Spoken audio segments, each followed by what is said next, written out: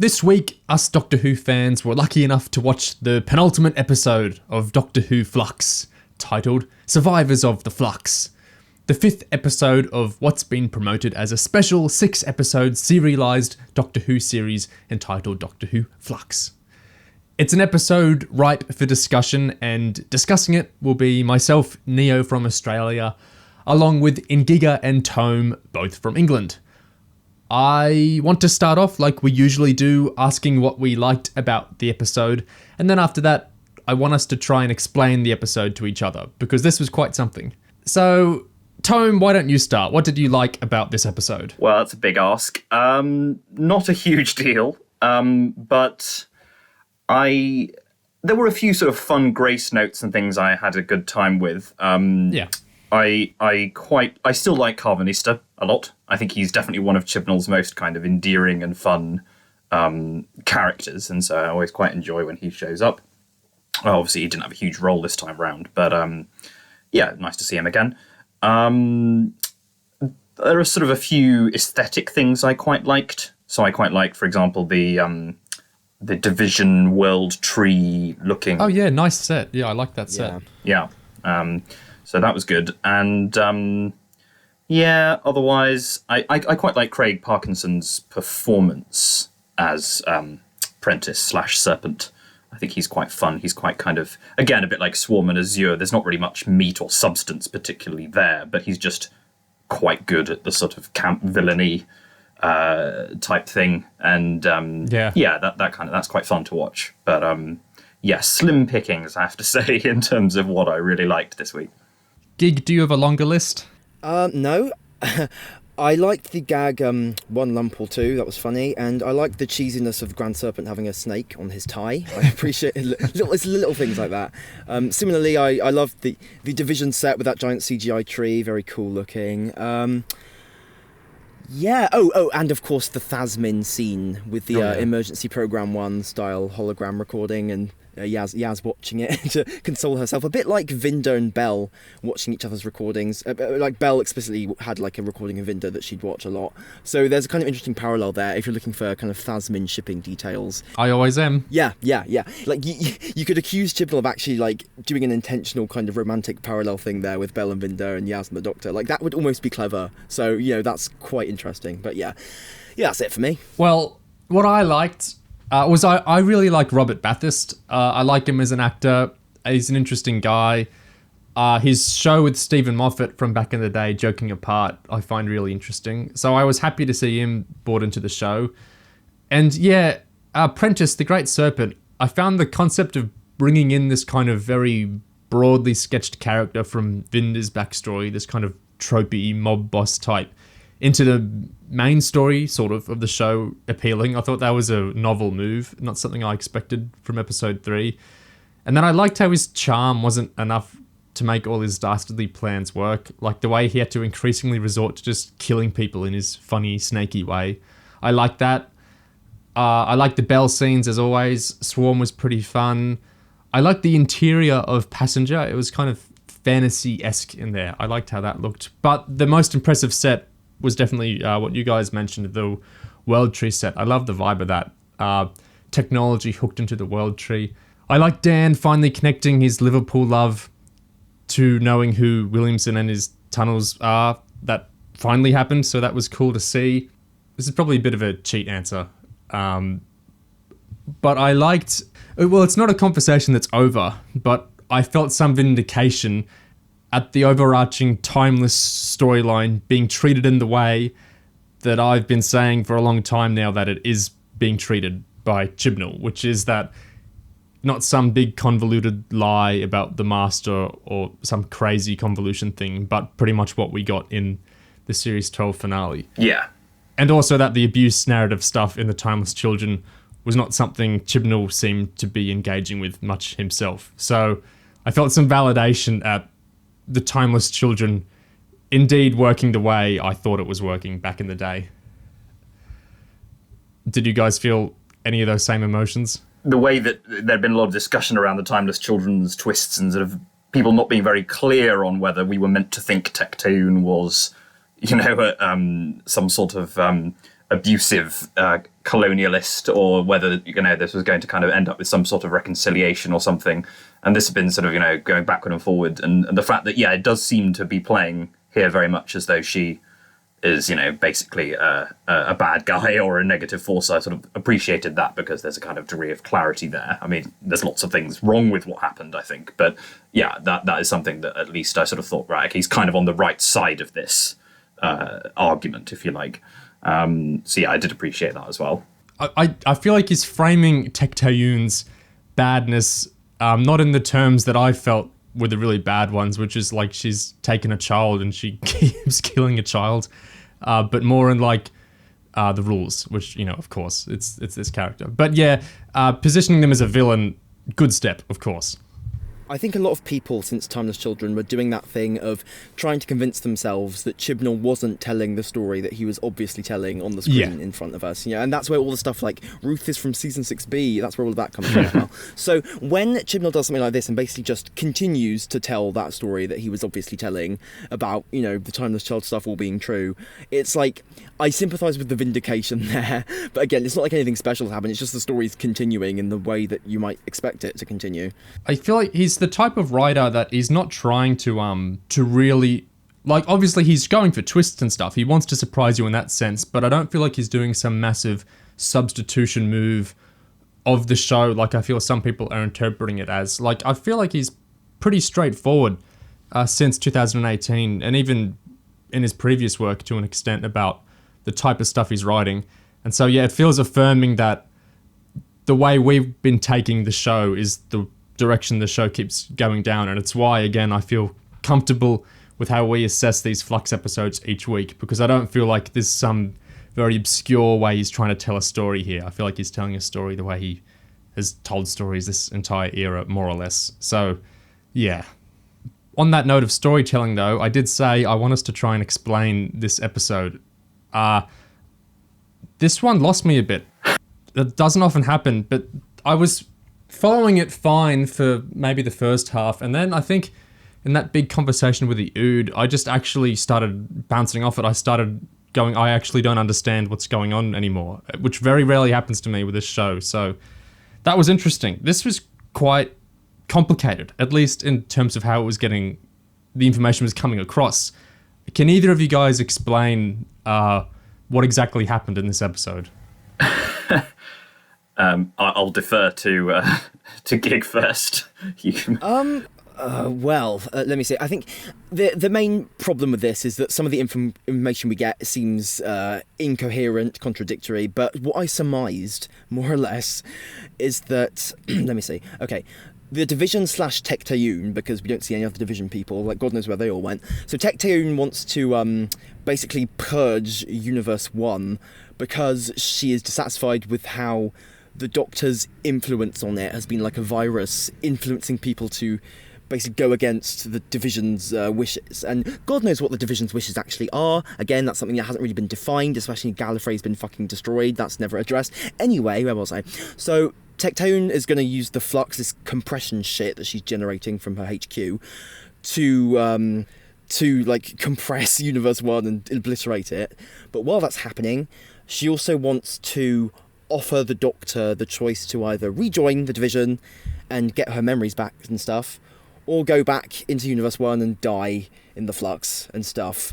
So that's more or less it. And the stuff that confuses that is that the Tecteun says shit like, oh, we're going to shut you down in the universe, but then she also lifts the Doctor out of the universe so she can't save it, but then she's going to put the Doctor back into the universe if she doesn't rejoin the division, which, I mean, it's all contradictory. It makes no fucking sense. I similarly couldn't follow any of that. I mean, so there's the wrecking Universe 1, moving on to Universe 2, which, is sort of presented about as prosaically as kind of moving house, but okay. She, as you say, she wants to take the Doctor out of Universe 1 because, there's this concern that the Doctor might successfully save the first universe. But then, by offering her a place in the second one, surely she's just creating the same problem for herself further down the line. So that doesn't seem to make any sense. The other thing is that her attitude to the Doctor here seems totally different to her attitude in episode 3, Once Upon a Time, where she was kind of very dismissive and, just kind of, oh, off you go, don't really care about you. I mean, I get that was kind of vaguely dreamlike, and I don't even know what was going on there. But sort of why there's a disconnect between her attitude there and her attitude here, I don't think is very satisfactorily explained. The Doctor, as I feel like the core, at least the way Gig described it, this does hold together for me. Like, this makes sense as a story, but the way it's communicated in the episode, I think it's a combination of things. It's how disconnected Chibnall tends to write in general. And there's this kind of irony in that he does so much exposition and so many repetitions of exposition, like scenes being repeated kind of, or the very same kind of exposition being repeated almost back to back. And yet it makes me even more confused just because the ways he writes the dialogue is so confusing. And he puts all these disconnected elements in, like we've talked about the Time Force and Swarm and the Flux itself, being separate, and how that really does a number on you when you try to break it down.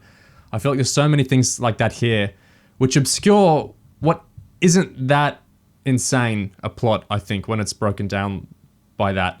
Because I think the core of the idea that the Doctor's infected the universe and the big nasty institution dislikes that, I feel that is kind of coherent in Chibnall's era, because from before Series 11 even premiered, Chibnall always positioned the 13th Doctor as a pillar of hope, like a force of goodness and force for inspiration. So I can see the kind of story sense in the Doctor inspires people in the main universe, and there's an evil organization which doesn't like her inspiring it, so they're gonna... Well, then it kind of gets confusing, because they're not going to get rid of her. They're going to get rid of the universe, and they're offering to put her in the other universe. Maybe you could say it's, motherly love of Tecteun that's making things more complicated. I mean, I suppose there could be something in there about maybe once the Doctor has her memories back, yeah, and knows what her life was like, perhaps she will no longer behave in this pillar of hope way that will inspire / infect Universe 2. I mean, that's not spelled out whatsoever. I'm just spitballing here, but... And yet, in the episode itself, Tecteun was like, this is why I was right to wipe your memories. So it can't really be like that. It can't be like she wants her to have the memories back so she'll be good again. She's like, we have to get rid of those memories because they're bad. And, it's just all over the goddamn place. Aswok says, we engineered the Flux to shut the universe down and you within it. So she seems to oscillate between... really wanting to get rid of the Doctor at times, and then of course there's the big offer of come to the next universe. It's Aswok is confusing. Like, if they can just jump to the next universe, why are they even bothering to destroy the original one? And it comes back to the Flux itself being confusing, because I feel like in the first episode, the way it was visually represented at least seemed like it was like a scourge, like destroying places. But like we talked about the other week, that doesn't seem the case anymore. It's making these kind of Ascension of the Cybermen, Randscore, desolate landscapes. It's so hard to get a handle on some of this stuff. Yeah.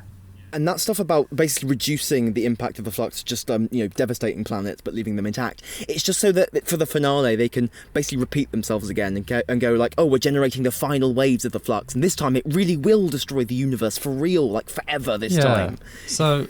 Aswok says Division created the Flux because they're wary of the Doctor, because she inspires, she makes people question and rise up, she gives them hope. That's the through line to the Pillar of Hope stuff, which made sense to me. Aswok says that can be problematic. We all need to clear up after ourselves. That's why I had you brought here, to ensure you won't be in the universe to save it. It's like one of those images, the longer you look at it, the more it gets confusing. I feel like the more I actually look at this dialogue, the less sense it makes. When I look away, it starts cohering in my head. Yeah. And it does feel at times like Chibnall was writing it and forgetting what he'd written like 5 minutes ago, or just like he just wrote one page at a time, like 30 days apart, and just didn't even... It really is just, it's incredibly slapdash. Like, it's easily a slapdash of something like Orphan 55, conceptually. The thing is, a lot of Doctor Who has really convoluted plots that will kind of break down if you look at the elements in this sense. But I think some people see hypocrisy in this, and they're like, when certain previous showrunner did a convoluted plot, you didn't treat it like this. And I think even if we don't go into why I think these comparisons are an issue, if we take those completely on the level, I think the issue with a story like this is that there's not much of an emotional core to it. Like, when you're getting a bit lost in the plot, normally Like in The Big Bang or whatever, that story is confusing, and I think it holds together, the actual plot, but it is definitely confusing. But if you get confused by how the actual plot is working, you always have that center of knowing what the emotions of the story are, because it's very clear what the story is saying about Amy and what the story is saying about the Doctor. So whenever you get lost, out to sea of the plot, there's something to grab onto, the emotions of it. And a reason to care, yeah. A reason to care. In this, there's just...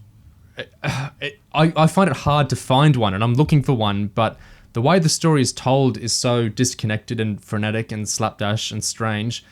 And then even the scenes themselves, what the actors are doing and the dialogue and the whole story, it's just... I find it very kind of cold and removed, and it's difficult to find an emotional through line to kind of be that guiding light, that cohering light through the story. So yeah, there's definitely been previous stories as convoluted as this probably, but I think they generally, in New Who at least, have some emotional core that rides us through, and I'm not feeling that here myself.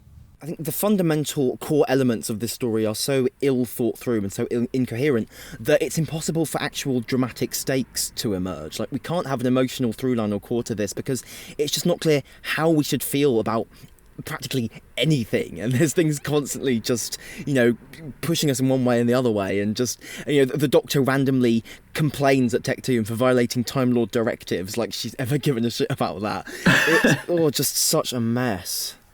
And yeah, on that thing of incoherence, I mean, episodes 1 and 3 had their own fair share of sort of hyperactivity and incoherence, but I think at least those, Chibnall could, I think, coast on a degree of goodwill because of the sort of the energy and the kind of the plethora of different concepts, and the fact that he was raising questions and mysteries without needing to answer them. And obviously, something you talked about before, of course, here, as we get toward the end game, he actually has to start providing payoff and resolution and answers and things, which is, sort of historically where everything all falls apart with this particular writer.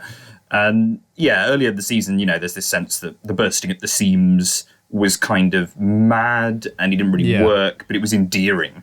These sort of location hopping and timeline hopping and kind of, all these various characters in the mix, well, plot points who happen to have names rather than characters. There's you kind of sort of react to it almost with kind of Chibnall, you absolute mad lad, whereas now it's kind of just much more frustrating and you feel left behind, I think. I think it comes back to this forever point we have, the too early to judge thing. In an earlier episode, you have more goodwill, even if it's a third series of the showrunner, because they're throwing the balls up in the air, and there is time for them to come down. I might personally think they're not going to land very well because of what I've seen the showrunner do before, but it is early enough in the series to be like, well, they haven't fallen yet. Now they're starting to fall, and, as predicted, they're not falling very neatly. And so, it's the start of things is nice and fun, even if the end of it might not work. I remember Oliver in our earlier discussions was saying that kind of thing, that it's easier to mindfully enjoy the fun of it as it's throwing the balls up, but now they're coming down, it's an issue. I was going to say, it's a common rhetoric about all three showrunners by this point, isn't it? That various different people, I'm sure, say it, but all the three, kind of, they struggle with endings, or there's a Deus Ex Machina or whatever. I mean, it's just a common thing that comes up, and you see it in other parts of the wider cultures of Lost or Game of Thrones or whatever. Kind of huge issues with endings that people have, justifiably or not.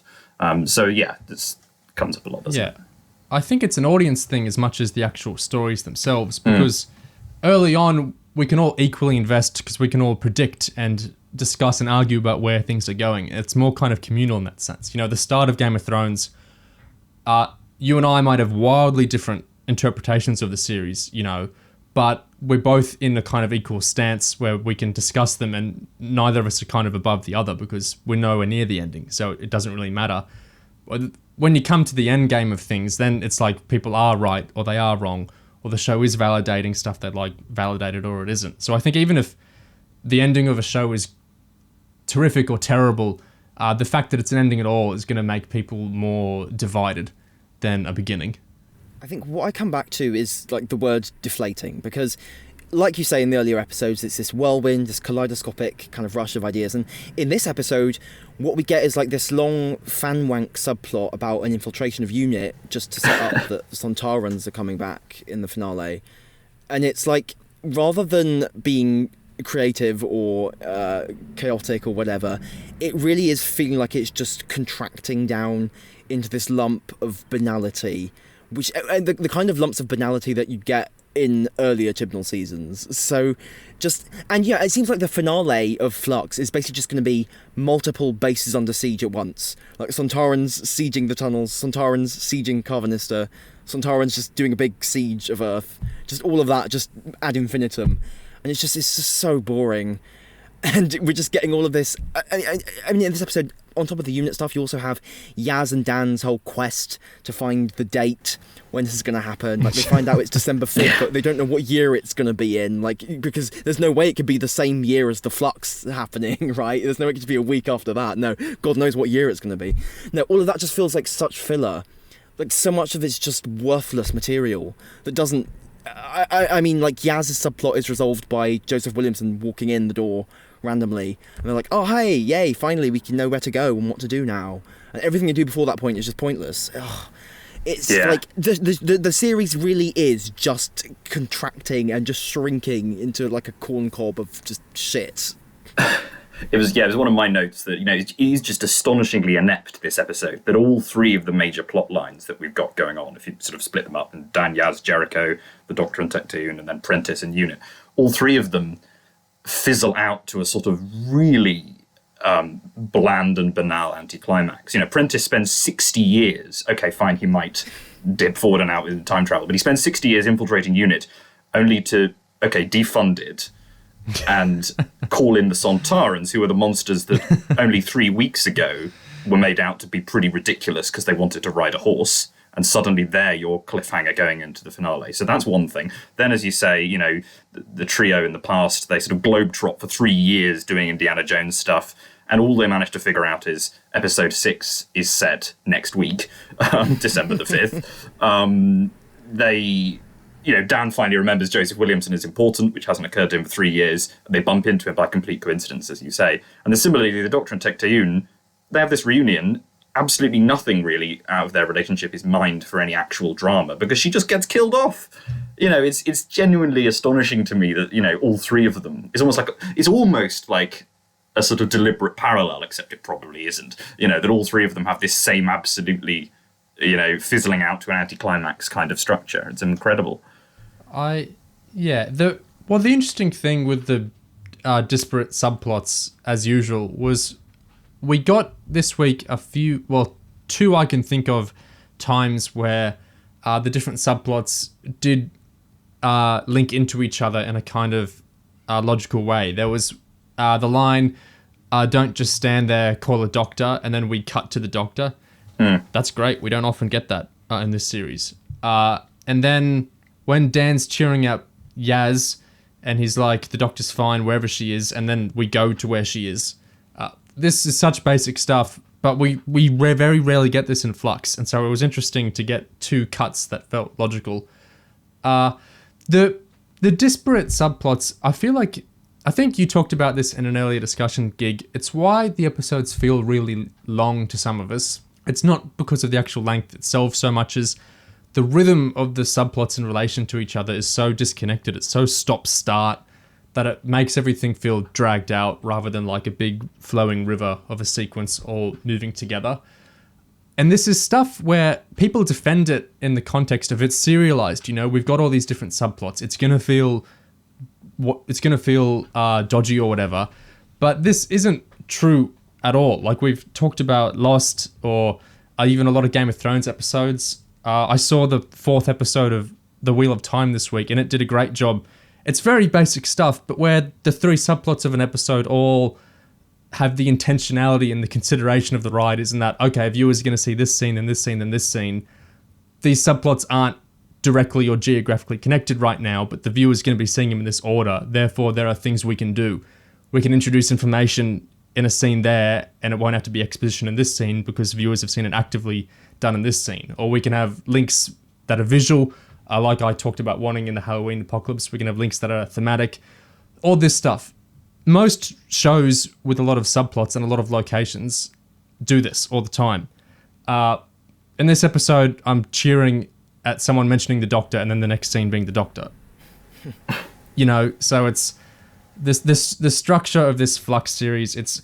I wonder, when the series is defended a lot on the basis of its serialization, I wonder what other serialized shows people are watching or what novels they're reading, because I feel like the bits they're championing aren't really how serialization tends to work, or tends to work well, at least. And like the very shows Chibnall and Stevens bring up in relation to Doctor Who, like Westworld or HBO shows or whatever else, do this in a radically different way than Flux is doing it.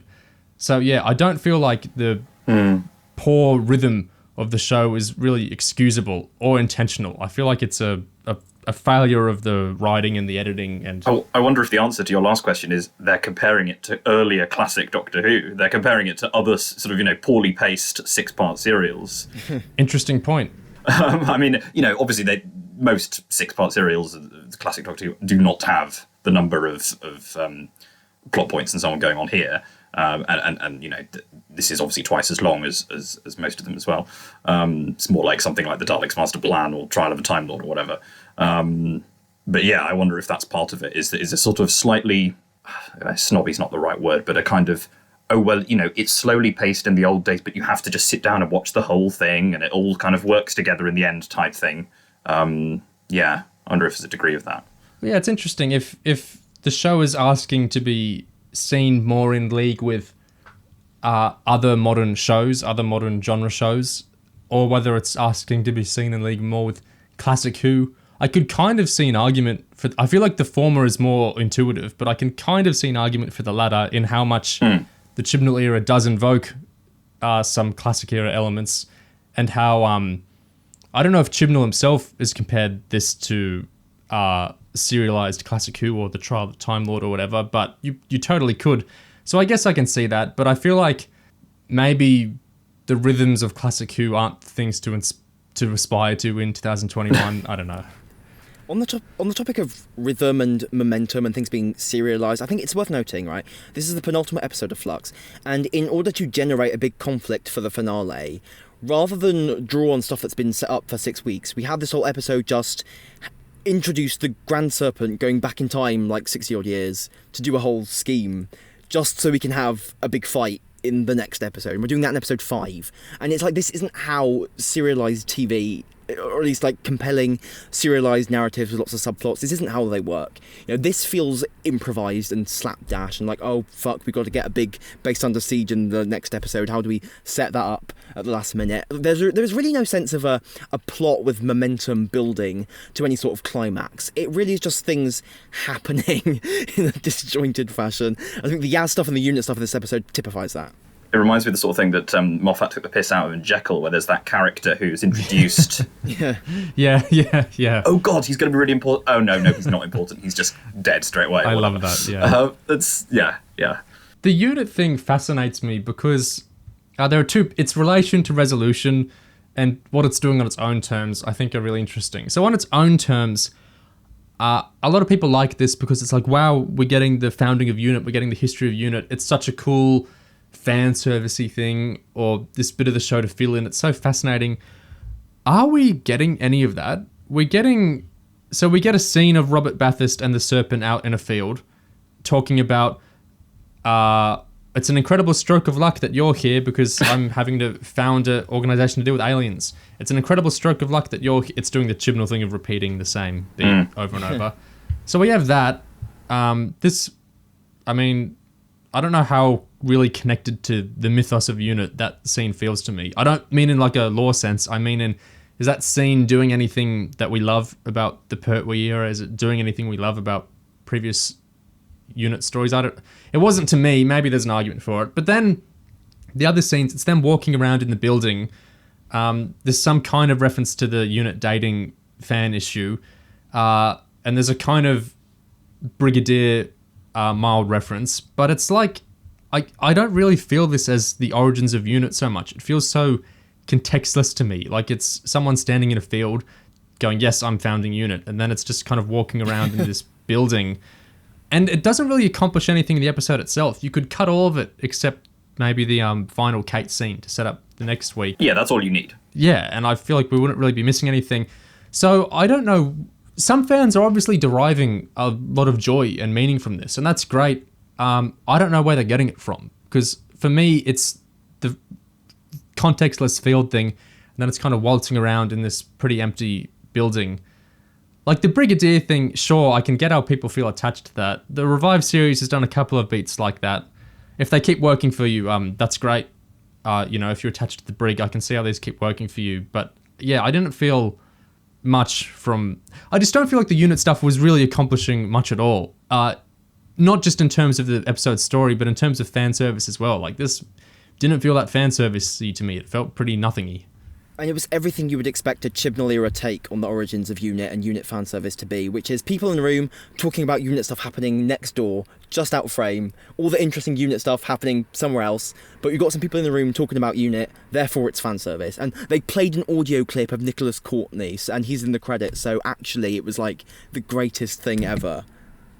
And they used the old style uniforms and the old style sign on the board out. So I have to admit, the lizard part of my brain was quite happy to see the old school sign, because I just watched the Three Doctors recently, and it's like, it's the old school sign. But yeah, I mean, that's not really, a very satisfactory pleasure, really. It's not enough that he has to do a Doctor origin story. He has to do a Unit one as well. And I know people are pleased seeing Kate back. I feel like, for me, this is maybe a bit undercut, that she already returned to live action some months ago in the trailers for the Time Fracture immersive thing. That's no fault of Chibnall's. Like, it's still a big deal to bring her back to the show. But, I mean, next week she might well accomplish a lot, but this week she just kind of failed. Like, the Serpent is going to do his stuff, and she's like, oh, you're not going to get away with this, and he does. Like, next week he might not, but for this week it felt like a pretty sorry showing for all the Unit stuff to me. And the relation to Resolution, so I see a lot of people are talking about this like it's a big payoff to Resolution, or, you shouldn't have judged what Resolution did with Unit early, look how it's paid off now. Even setting aside, the regular type of thing we say, which is, Resolution came out when it did. It was an episode that came out when it did. Of course, you can judge everything it did when it came out. The thing in Resolution seemed to gag about, if not Brexit itself, then some type of funding and bureaucracy thing. It's the Doctor calls up this Polly lady. She says the fate of the entire planet is at stake. Polly says unit operations have been suspended pending review.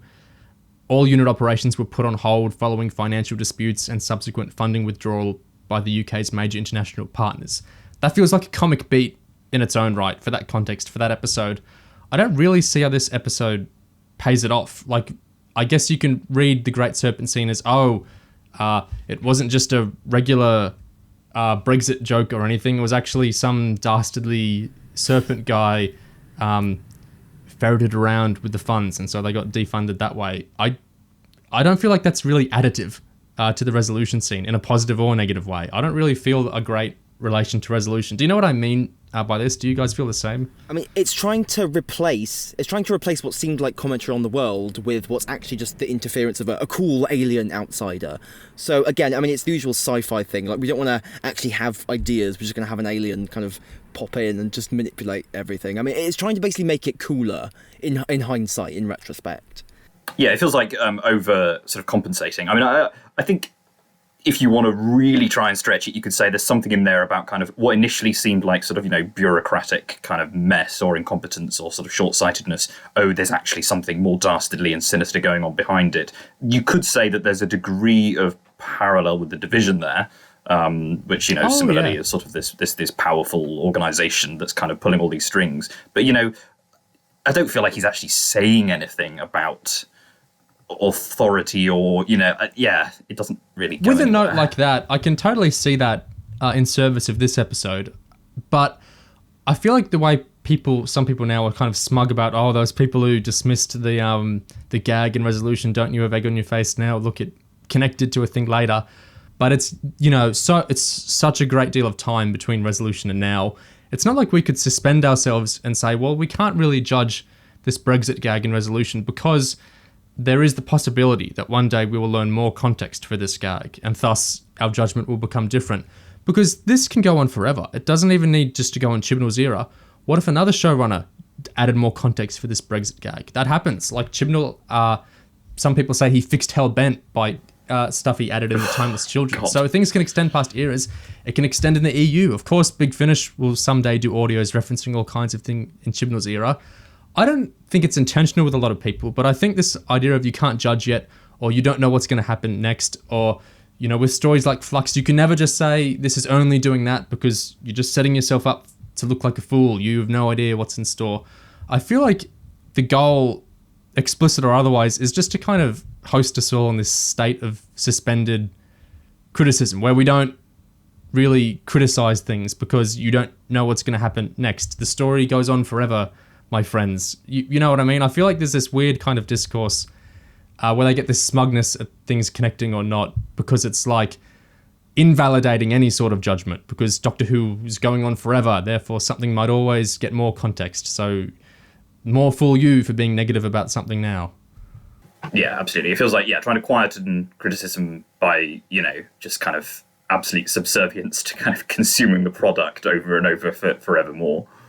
Yeah, it's grim. I think anyone after Resolution aired, I think anyone could have guessed that eventually UNIT would have some big epic return, which Chib was thinking of doing at some point in the future. And now it's like however many years later, and that's happened. Like, big whoop. Like, it's just...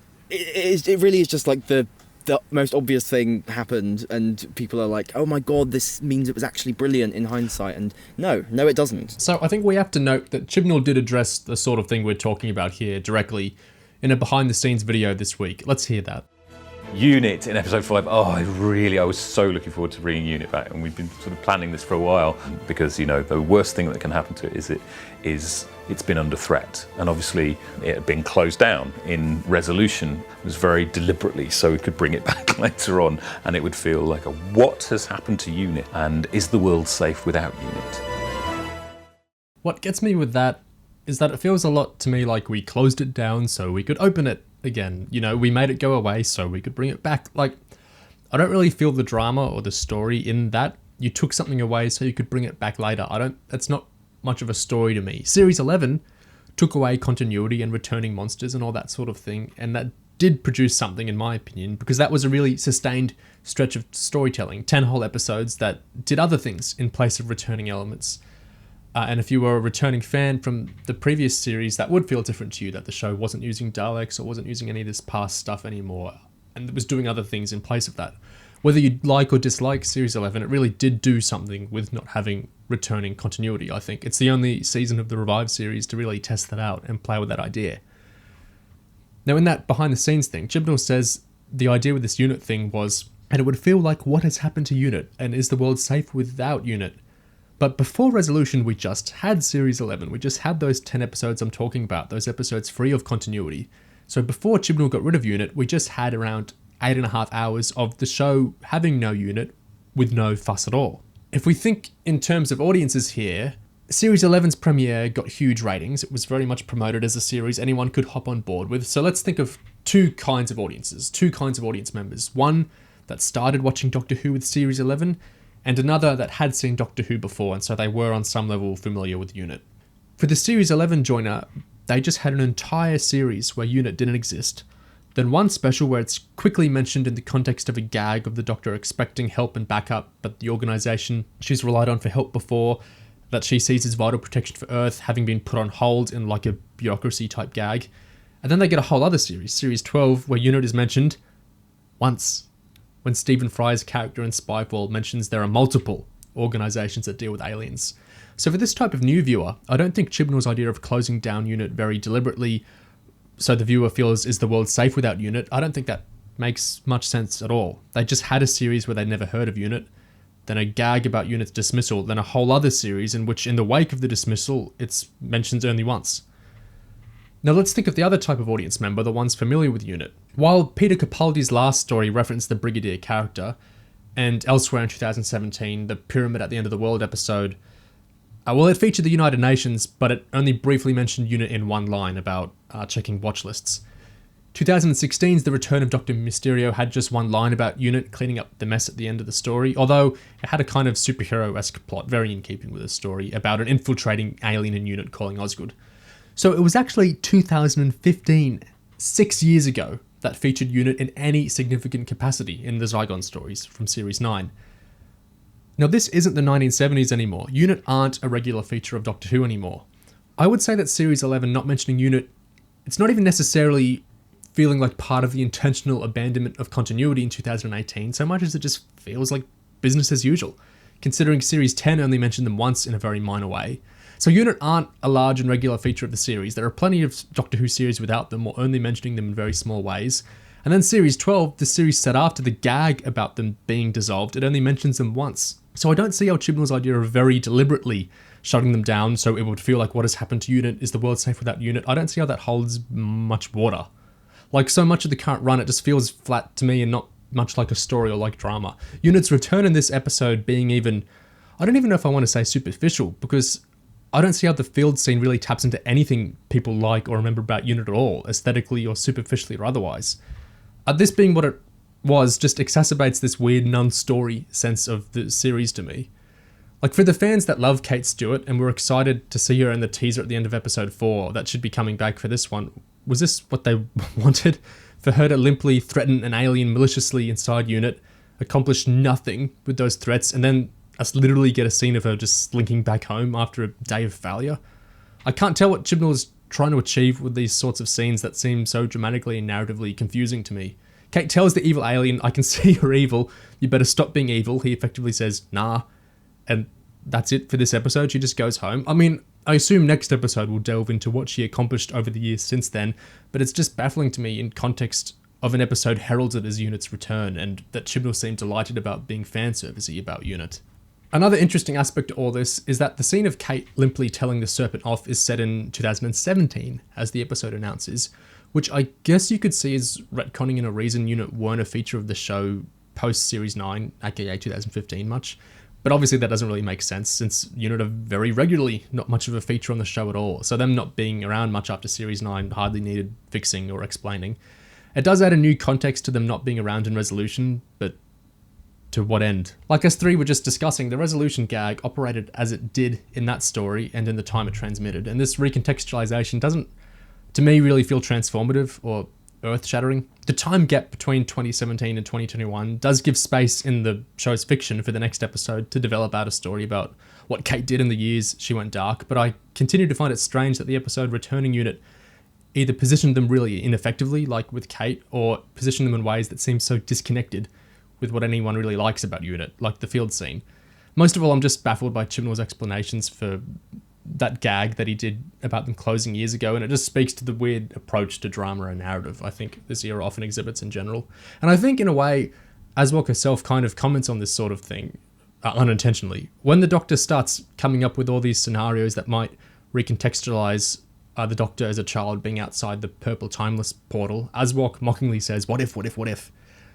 Like, you can spin out an infinity of possible interpretations or contexts for something, but that's not really a story or meaningful in the moment. And I guess it's that early judgment thing again. It's abstracting out the idea of context or continuation coming in the future to a point that forever can be in the future. Forever possibilities that say little about the current moment. I felt, just this very quick note, I just felt amused when she said, we must clear up after ourselves, because it sort of felt almost, and probably isn't, but it felt almost like a sort of meta comment on, oh, Chibnall has to clear the decks of all kind of his, garbled lore and continuity before RTD comes in and takes over. When, maybe that will be what happens. There's some sort of, massive universe reset, and sort of all past continuity is kind of wiped and everything is completely a blank slate for 2023. Who knows? But yeah, that tickled me.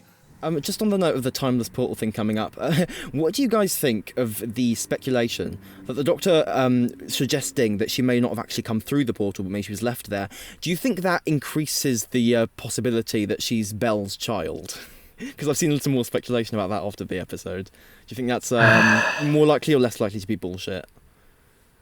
It does feel like the degree of kind of emphasis that's been placed on sort of, Bel's story and Tigme and kind of, oh, she's got a child and she's lovely and she's trying to find her, the fact that that's been such a major plot point, it does feel very much like Chekhov's as yet unborn child, we could say, that obviously sort of makes my heart sink in despair, especially if it goes in the direction that I fear that we'll sort of have the the awful abusive adoptive mother and the really good compassionate biological mother, which obviously is a huge pitfall we might end up going into. I don't mean this in a cheap shot way, but I take regular storytelling conventions like Chekhov's gun less seriously with Chibnall's Who, especially this series, just because I think he's unpredictable in that he often will be so disparate with his storytelling. He often won't connect things that feel like they're going to connect. So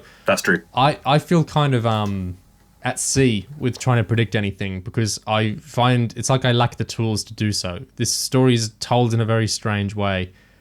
In a more traditional Doctor Who series, I'd feel like they're building up something like what we're describing with Doctor and her possible parents, but you never know how Chibnall's going to tell a story. So certainly seems like the watch is going to open next week, and we will get some form of probably further monologuing or mindscape nonsense. That we can predict. To see. Yeah, we can be sure of that.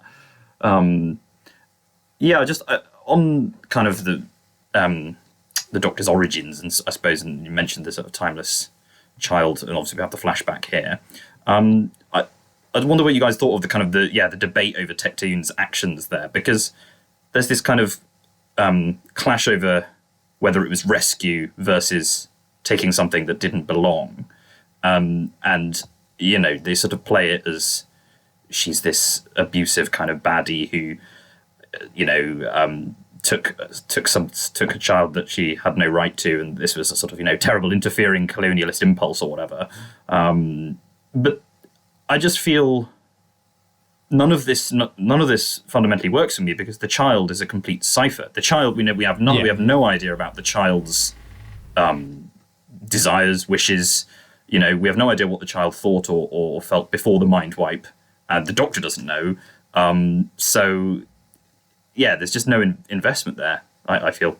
Yeah, it's a bit of a tea leaves thing with this era and this writer, I think. There are some writers who I feel we would be more predisposed to see a kind of intent like that into.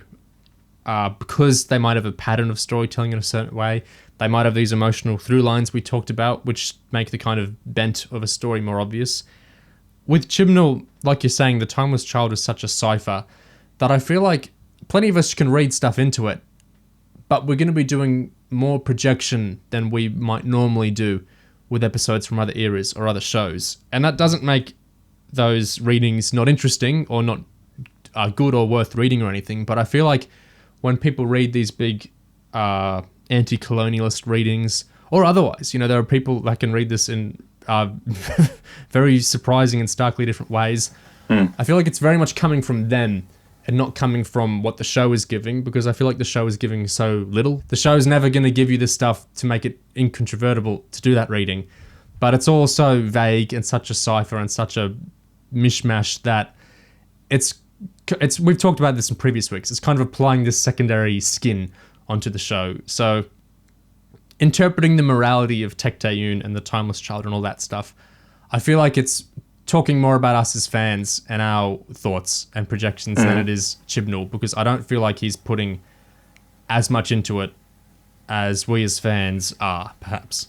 Linking that to the disparateness of Chibnall's writing, just one thing. On top of the Tecteun and the Timeless Child thing, we do get Tecteun's motivations for the other stuff. Like when she describes the division's actions, there is an overt kind of colonialist overtone there, like helping inferior civilizations and stuff. But that is placed at this separate thing, while rescuing the Timeless Child, inverted commas, is kind of this whole thing unto itself. And you get these back and forth with Tecteun and the Doctor, like, morality is a flaw, or morality is a strength. And it's like, it's just there, I think, just to get the ambience of having a moral debate in the episode, rather than for any actual clearly thought out, articulated point, comment. And when it comes to the Timeless Child, obviously the Doctor doesn't know if Tecteun was right or wrong to do any of this. She doesn't remember. She's just got what ifs. So it's like there's no debate that can actually happen. There's just nothing there. It's nothing. And one thing I thought was kind of potentially interesting, or sort of could go in quite an interesting direction, even if it was done in a very kind of cliched way, was the Tecteun sort of saying, well, don't you do the same thing?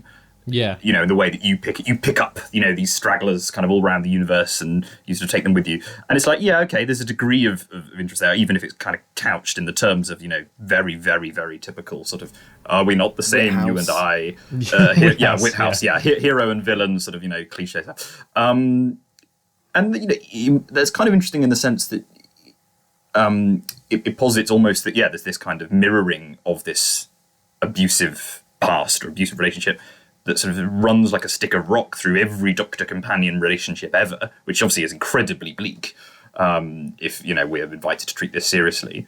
The Doctor just sort of replies with, we are not the same. Which, you know, in one sense, I kind of like, because it's sort of the opposite of the Journey's End beat, you know, where Yeah. the 10th Doctor sort of inexplicably can't refute what Davros is saying. So in one sense, I kind of like that. She was just like, no. But on the other hand, there's not really any depth to it, because it feels like it's kind of raising the question of kind of, oh, are we challenging the Doctor here? But then it doesn't really challenge her, but neither does it really confirm it. So it just kind of ums and ahs. And it's a hollow simulacrum of a sort of moral debate. Exactly. The great irony of that, the Doctor insisting she's not the same as Tecteun, is that with 13, you know, she's the mind wipe happy Doctor. So she's arguably closer to Tecteun and the Division in terms of her willingness to just like screw with people and wipe their memories and shit than perhaps some previous Doctors have been. So yeah, it's like there's a moral challenge you could make, but Chibnall, I think, is not really interested in making it. He just wants a character to say it so it sounds smart and deep. On that note, I think another big equivocation is the whole law thing, the space cop thing. The Division is getting set up like in this way of, oh, they were trying to control the universe. How awful. The Doctor was this injection of good into the universe, and that's why they want to stop her or move her or whatever. That's all hero-villain stuff. That more or less works. But from all these previous episodes in this era, we constantly get the Doctor characterized as a cop. You know, she gets incensed when people violate laws. This is one of the most consistent parts of her character, is this adherence to laws and wanting people to follow the rules. Sorting out fair play throughout the universe is her kind of thesis. So even in her exchanges with Tecteun, we get stuff like, I don't think having weeping angels do your dirty work counts as magnificent. Who cares that they're using weeping angels? They use all sorts of different species. That's nothing to do with what they're actually doing or to do with her past or all this stuff that actually matters to their relationship. It's they're interfered in contravening all Time Lord directives. It's like, oh gosh, it's funny because like you're saying, Tome, there is totally stuff here where it's kind of a seed of potentially interesting story equivocating the two of them. But from the previous two series, we know that this is just how our Doctor is characterized all the time. You know, Kablam was probably the big example where people really started noticing it. So I don't feel like Chibnall's going to double back on himself and undercut this and do like this great character breakdown of the Doctor. Because I think it is, Tecteun does it in a bad way, the Doctor does it in a good way, we are not the same. It's shallow and it's not doing something which could be interesting, but I think it's because of this law cop thing Chibnall has with his writing in general. That fucking line where the Doctor was like, you were in contravention of all Time Lord directives. Like, can we just briefly remind ourselves that those very Time Lord directives about non-interference were what had the Time Lords kidnap the Doctor and mind wipe Jamie and Zoe in their first story, right? That was like the Doctor caring about those Time Lord directives all of a sudden of non-interference. I mean, it's just like a total clangor. It just kind of betrayal of the character's ethos. Makes no sense. Yeah, exactly. Yeah. Like, why the hell would she suddenly bleat about that? And again, it's like, I think a long time ago we had this idea that there weren't really tone meetings or any sort of attempts to keep things coherent and internally consistent in Chibnall Who, and this is just such a big sign of that, because I mean, you could cut that line, you could just get rid of it and have just things be less messy, but it's just in there, and because no one's thinking about anything, and like the Jodie portrays that line as like really indignant, like, oh my god, it was in contravention of Time Lords. Like, it couldn't, you know, yes, another Doctor earnest. might have played that as another Doctor might have played that as kind of a wry remark. I see you were contravening Time Lord directives. How hypocritical of you. But no, it's just, and again, like, no one's thinking about this. Oh, it's just so frustrating. It's just a vortex of sludge. I can totally in my mind hear a McGann line reading that undercuts it and plays it slyly, and it would be such an interesting beat then. But no, that's not what we get. And it's almost like taunting Tecteun as saying, oh, well, even according to your own ethos, you're messing up. Yeah. This is why this is a bit of a minefield. It's why in 2018 I was much more amenable to the kind of view that Jodie Whittaker's doing the best with what she's got. There's no issues with her. This is all on any problems with the show are on the producer end. Stevens and Chibnall, and maybe to an extent some of the aesthetic stuff like Sagan that are causing issues. In her final series, I don't feel that view is as solid anymore. I feel like there are choices she's making which I don't think are serving the scripts such as they are in the best way all the time.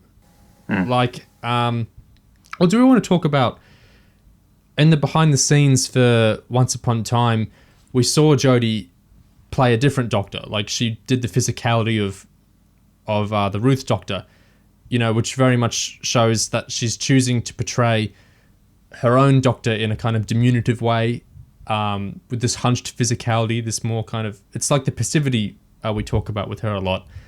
So she's making character choices in her acting. You know, she has loads of agency here. She's the actor. Chibnall is the showrunner, and so he's the top dog in that sense. But I don't like writing off the agency of Jodie in what she's doing in this era, because I feel like that's kind of weird to like. I don't think you can champion Jodie by saying she doesn't have the power here. You know, she's just doing what the scripts say. I feel like that's really disrespecting her as an actor. I feel like it's like we've talked about taking the Flux episodes on their own terms themselves. I feel like taking her acting on its own terms and respecting her as a professional is to kind of sometimes say, I'm not really vibing with the choices she makes in some scenes. And so her line reading in that scene disappoints me, because I think it doesn't imbue this scene with meaning that it easily could have had with a different reading. I mean, the actor for the Doctor and the showrunner, they collude together on the personality of the Doctor. That's been the case for ages. Yeah. You know, so, like, it's really just, you know, the idea that the actor would ever, like, not have agency. I mean, it reminds me of the shit when Capaldi was the Doctor. People would say, oh my God, Moffat is ruining Capaldi. I can't believe Moffat would make Capaldi do all these things. Like, it's complete insanity. As though he had no input, yes. Yeah. Him of all Doctors too. It's wild.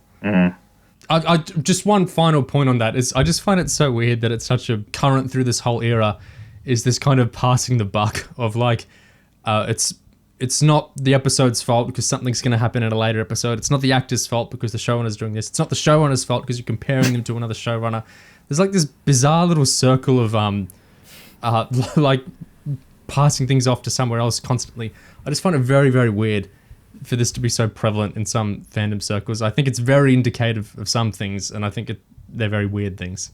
I was going to ask, obviously we talked quite a lot about the Apprentice and unit stuff and the Tecteun stuff. What did you guys make of the kind of Yaz, Dan and Jericho this week and their whole storyline? Because I think some people seem to really like this. Well, as usual, I mean, there's people who like it every week, but there seemed to be quite a lot of happiness going around of kind of, doing all this kind of fun Indiana Jones stuff, and, that's fun, and look how much of a sort of fun relationship they have. I don't know. Yeah. I mean, it was the only thing in the episode with a vague Doctor Who vibe in terms of characters going on an adventure, even if that adventure was incredibly stupid, pointless, and slightly racist. Yeah, exactly. That's lazy Orientalist tropes. Yeah, God, that scene, it's just. Just one other thing on that front. When Yaz is finding the offering pot in the opening Indiana Jones kind of tomb raiding scene, I love how there was this really clearly inserted lines where Yaz is like, we have to make sure we return it afterwards because otherwise it would be theft. Because I think that's the thing that Chib has sometimes done, like put in something to signify an idea of like social consciousness, like anti-colonialism. Return stuff don't steal stuff from foreign cultures and stuff. Yeah, and it's just there. But like the rest of the episode is so busy doing its weirdly xenophobic messages and shit that it just barely really comes off at all, and again it's like we're calling the Dalek a refugee in Resolution. Like, what the is that to we'll say get that again here, don't we? We get that the displaced creatures who need a home somewhere to take over. It's welcome to Priti Patel's Doctor Who. Oh my god. Wiped out, there will be displaced creatures who need a home somewhere to take over. It is funny how all the cop stuff does kind of cohere maybe by accident, like this kind of profiling, this xenophobia. It's so, I'm used to it because this Doctor has had so many beats where I feel morally repelled by them, but it's so gross. You remember Lawrence Miles's blog post on The Unquiet Dead back in the day that exploded? Yes. so many things. I don't know if anyone has like the energy to do anything like that anymore, especially because this era has already done beats like that. But it's just so gross. I hate that. It's ridiculous that we get like these ADR to like, oh, Yaz is going to replace it. You know, we're going to stay socially conscious in that regard. And then like this huge blind spots in like Spyfall 2 things or this thing. It's just, it makes me feel like such a remove from the era because, you know, there are eras that I might find more boring than others, but it's not as often I get, I mean, some eras have stuff like this too, but like this outright repugnant philosophies pop up now and again. And I don't really see any argument to dismiss them. Like the only arguments I see that really try to undo it is just saying you're taking it too seriously, which is, you know, crap. So yeah, just a gross beat. They're aliens, not humans. And you get Bel saying some race you are as well. Oh yeah, which is a bit cringe to say the least. Yeah. The other thing with the Yaz Jericho. Who's Dan subplot? I love Dan. That's just a brief lapse. Is that I like the idea of Yaz being kind of the leader and being doctory. I like what that's doing with her character, and it's fun to see her in control. I liked a few of her line readings actually. She had some fun ones with the other two guys, but the basis of it is still them just kind of doing what the Doctor said to on the hologram thing, which kind of brings us back to she's just like the Doctor's lapdog, and she can only do, you know, what would the Doctor do. The Doctor's like this. It's not a very proactive storyline. I wish there could have been some form of it where she's kind of proactively puzzled out what they need to do, where they need to go. I mean, she's finding the locations, but the basis of this is still like a mission from the Doctor, which isn't really her acting as a doctory figure to me, if that makes sense. And note that we've skipped 3 years of her fucking life for her to get to this point where she's suddenly like the super competent leader figure who can be all kind of quasi-independent and stuff. Like it really is just such a disservice to the idea of actually developing a character, because people were always like, oh my god, yeah, Yaz is going to develop over time and stuff. And now we've just had this whole time skip, and she's not someone else, so to speak, but like they've just conveniently sort of given her some more Doctor traits in the interim, and it just feels very cheap. Yeah, I mean, I enjoy, on a sort of purely basic level, I enjoy the sort of fun setup of Yaz as the competent adventurer, these two bumbling men as her companions. That's quite fun, and you know, in the moment, you know, that's fun to watch. But yeah, like you say, she's just eternally bumping up against, you know, if you like, the sort of glass ceiling that stops companions from kind of ever reaching Doctorhood, sort of as the sort of, you know, as the level above, which, you know, we've had an entire era that was all about deconstructing you know, the sort of Doctor-companion relationship and making it much more of a level playing field. I don't know if he watched Series 9, because he did miss the bubble thing. That's true, yeah, he probably didn't. But yeah, it just feels so dispiriting after that, as you say. We got the Thasmin scene, at least. That's true. On the Yaz front. Yeah. That's sort of probably the most Thasminist scene ever. I mean, do you guys think it counts as queer baiting by this point, or...? I mean, I feel like a lot of Thasmin discussion, I think, forgets that the first episode it really came up and did bring it up as an actual possibility. The show has never acted like them going out is something that can't even be entertained. Yaz's mum outright asks, you know, are you an item? They do say no, but I feel like the queer baiting thing is complicated by the fact that it's not like an impossibility. It's something the show has raised, even if to say no to. Yeah. And as you guys hinted at earlier, there's this parallel with the other sort of romantic couple of the episode of Bel and Vinder in a sort of similar way to the way that they were, Yaz and the Doctor kind of paralleled in Diodati, you know, with was it Claire and Byron. You know, my person is a bit different or whatever it was. So there's a bit of that kind of, at least sort of gesturing in that area for sure. Yeah. It makes you wish that they've been trying to write Yaz and the Doctor this way for the past 3 years, rather than just having these little nods to it, like at the last minute almost. It's like, because like the scene where Yaz is actually kind of watching that video of the Doctor and kind of mooning over it a little bit, like I felt like there was an emotional core to Yaz, like longings, desires and stuff that we haven't really had much of. Like I felt like there was a bit of an emotional reality that you might get with past showrunners, whereas with here that's been virtually absent for most of this era. there's an interiority there, which she very exactly. rarely has. I liked what Mandip was doing. She was given a good go of it there. I was going to mention as well, I suppose, I don't know if this is kind of part of the Dan, Yaz, and Jericho plot, is Joseph Williamson coming back to play crazy Victorian man. Oh, he's pre-Victorian, isn't he? But I kind of like him as well. I probably should have added him in the list of things I liked at the beginning when I was mentioning Carvanista, because he and Carvanista kind of have something in common, which is that they, I just like the idea that kind of Carvanista and Joseph Williamson are sort of, these characters who are constantly frustrated by the plot and sort of what's going on, and that this is quite fun to watch because you can relate to them. Just amusing. And I quite like the guy's line readings as well, even though it's kind of the same mode every time. Steve Oram sort of as the character. I just kind of enjoy it. It's just a bit bananas.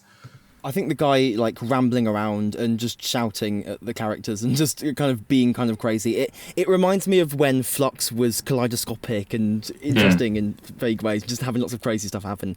It's that sense of when so much of the rest of the story is kind of getting sucked down into these bland Sontaran invasion plot lines of unit and shit. It's nice to have someone who's still just wandering around being crazy and eccentric.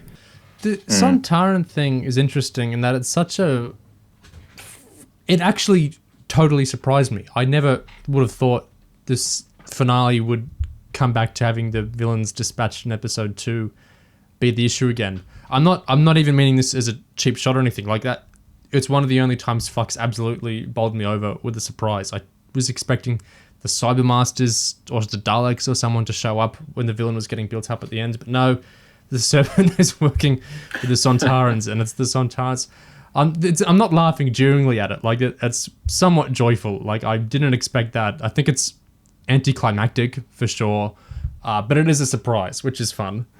I've seen some suggestions. I don't know if you guys think this could turn out to be true. This might be a bit too clever. I don't know. But the sort of the Lupari Carvanista plot going on with Bel here is actually taking place sort of between episodes 1 and 2. From his perspective, within the sort of 3 minutes of the craft shield covering Earth, there's this one bit where there's a glitch, or one ship isn't there. There's a gap.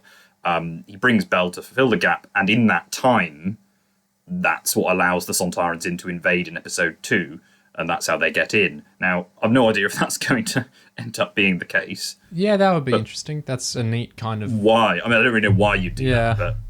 Yeah, plausibly. I don't know. If they want to, sure. That's a fun little continuity thing. Yeah. And again, expecting things to just connect together in a sensible way is probably maybe expecting a bit too much. Indeed. There's a bit of a mugs game. Yeah. Talking of surprises or come downs or odd ways to do things, like the Sontarans being centric to the finale, this multiverse stuff. So...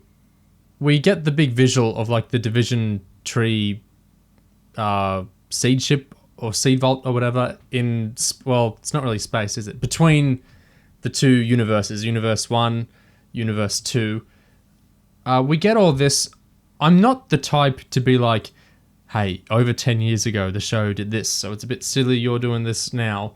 I don't think that Russell T Davies already did The Void and parallel universes and all that makes Chibnall doing it in a different way bad at all. But I do think I think the concept of a multiverse and the build up to it is kind of very done dramatically and maybe is a bigger deal than it might come across to some audiences. Like, at the end of the day, what we're seeing here is we got our universe and there's another one right there. How many sci-fi viewers is this going to be like a huge thing to?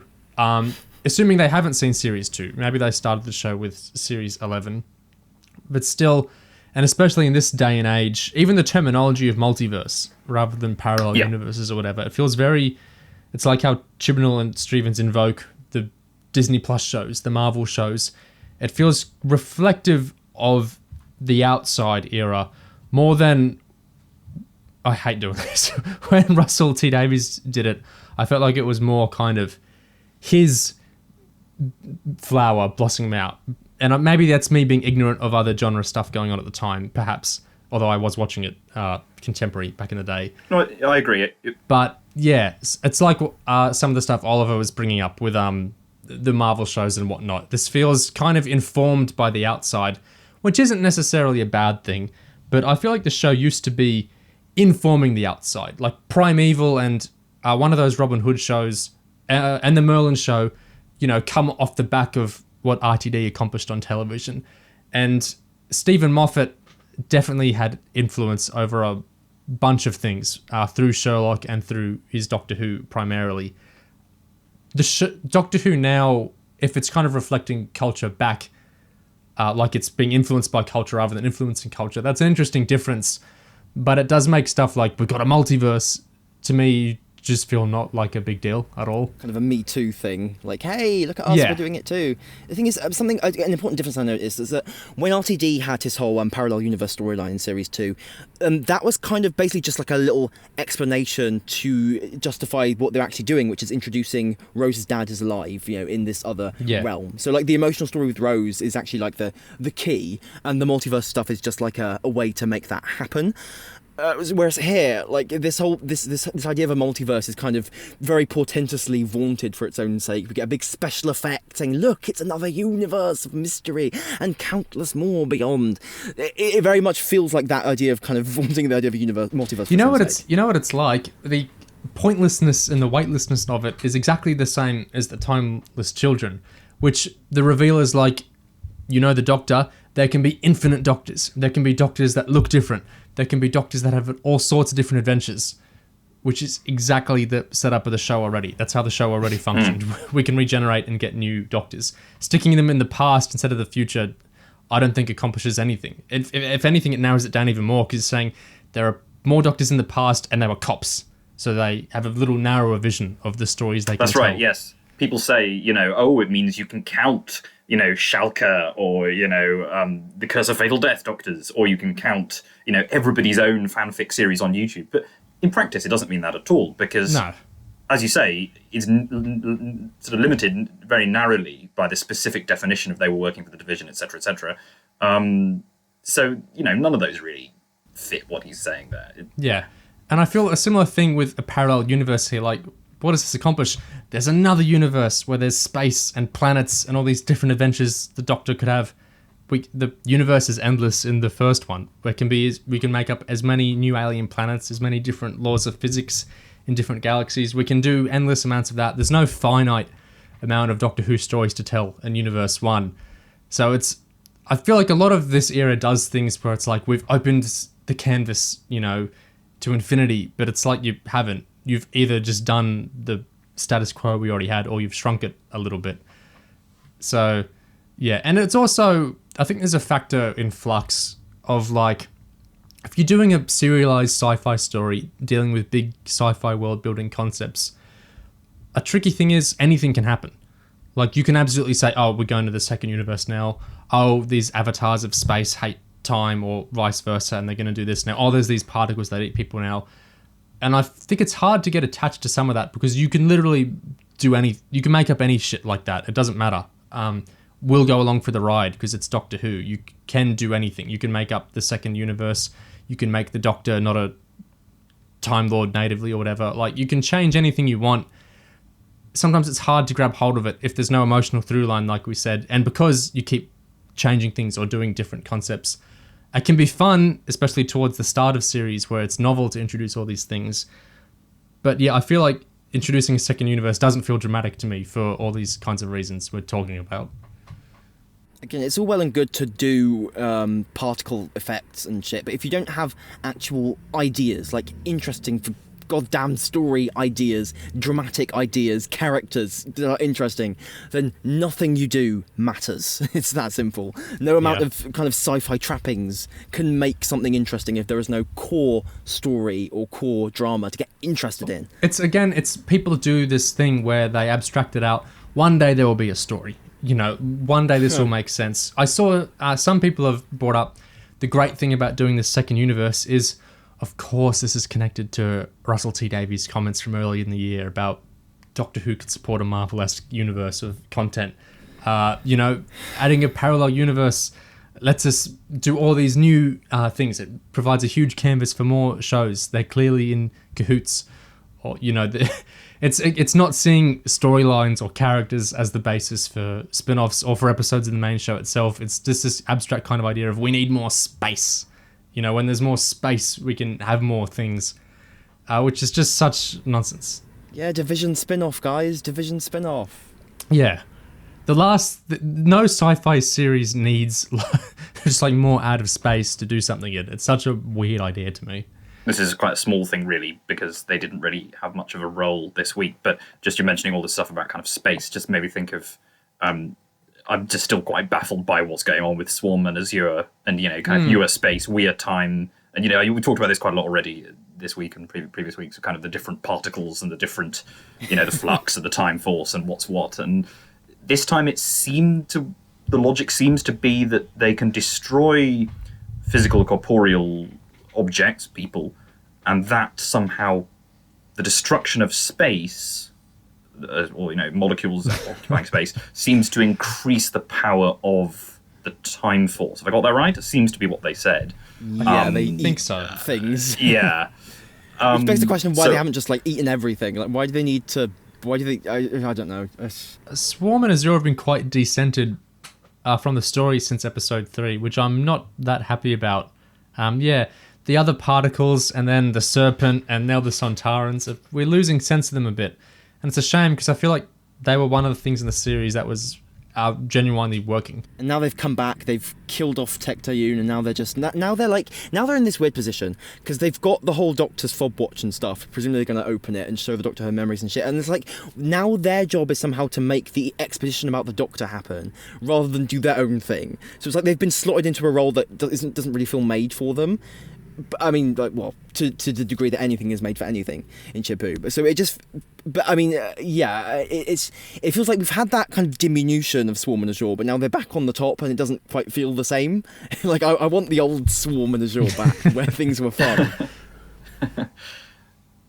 The exposition that we're doubtless going to get. Yes, I'm predicting that. I can totally tell we're going to get exposition next week. This is how things work.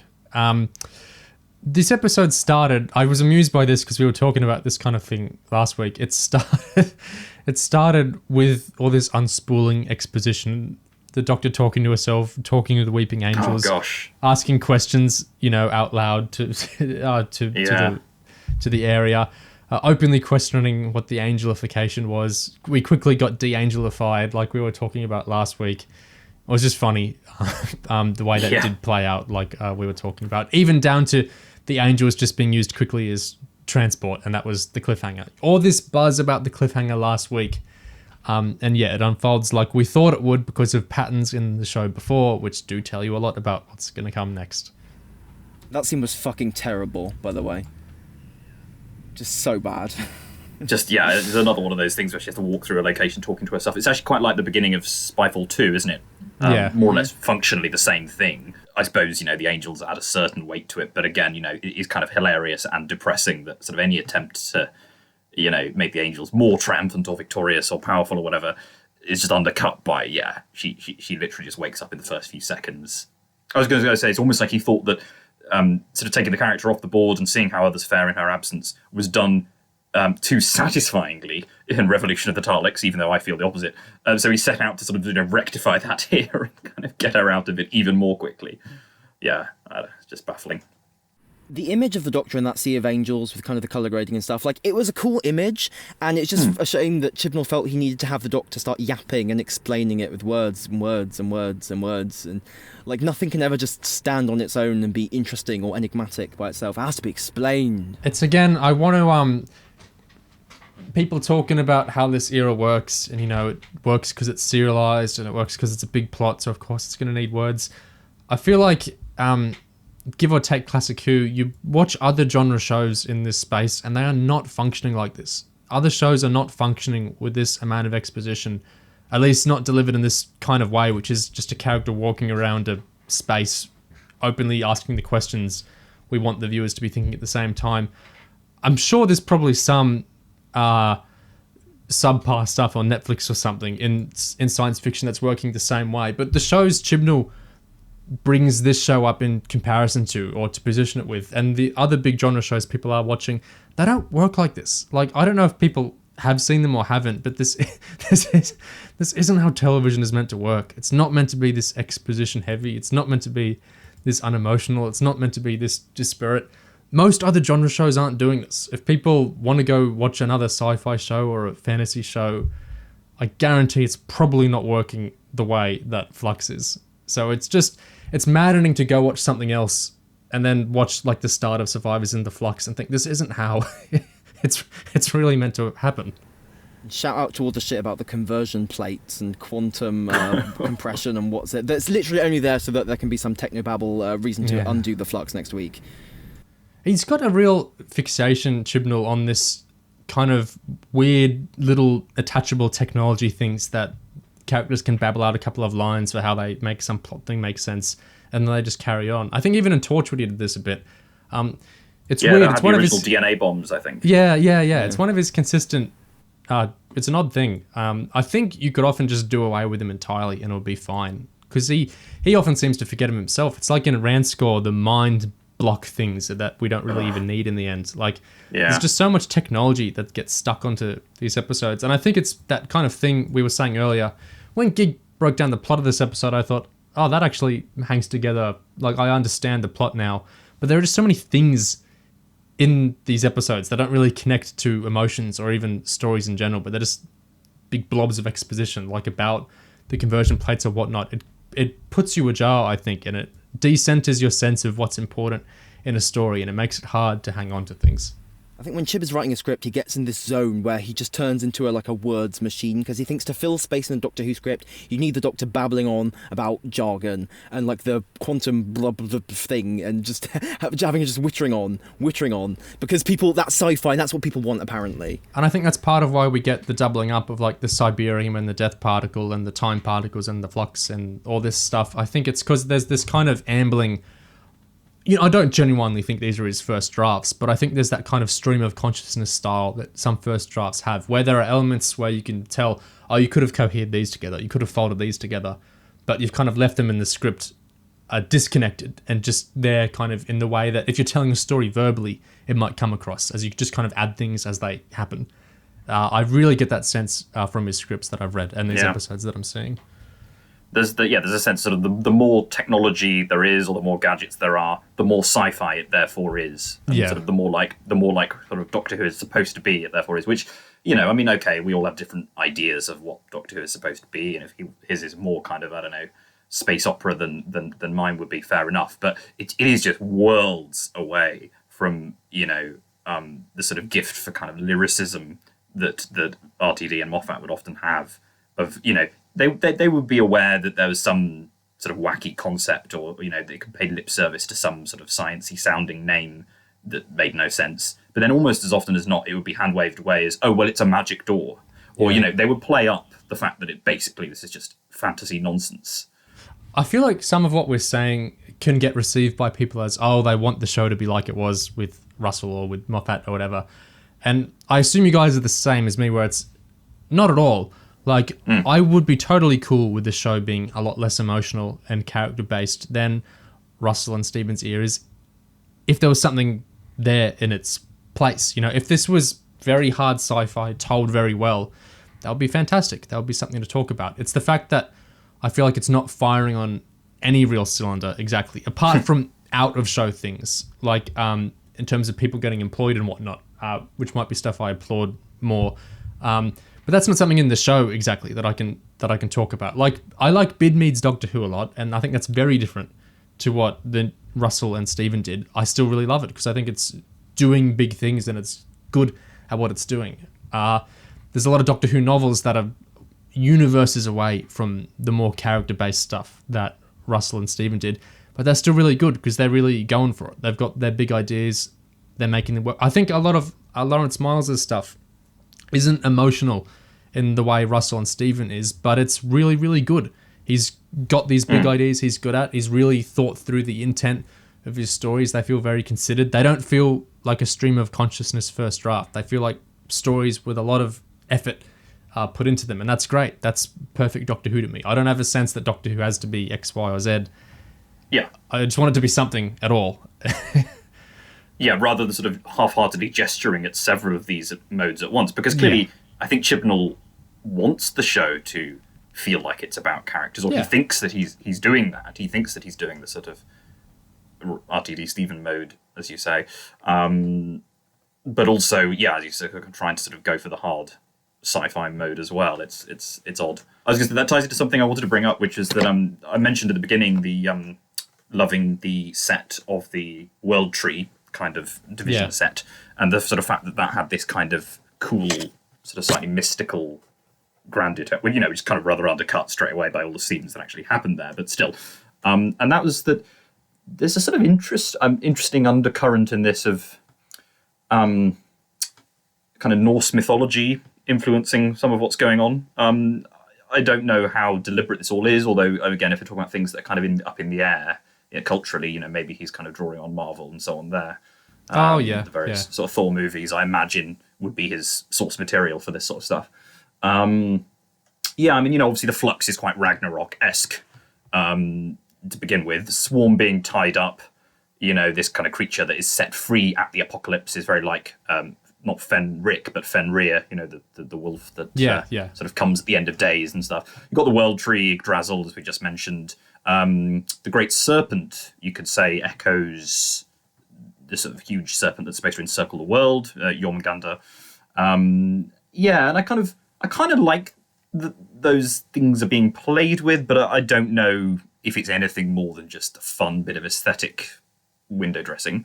With Norse stuff, if you were talking like some biblical reading of the series, I would take it the same way I take the big, very progressive or very anti-colonialist readings of Chibnall, which is that these can be enjoyable to read, and I like seeing some of the creativity and ideas the writers of these readings might be having, but I feel like it's mainly functioning as their own writing, not kind of picking up what's in the show so much as doing this secondary skin, an interesting skin, a cool skin, a skin I like to see over the show, like we've talked about. But that is something not so much in the show as in the fan.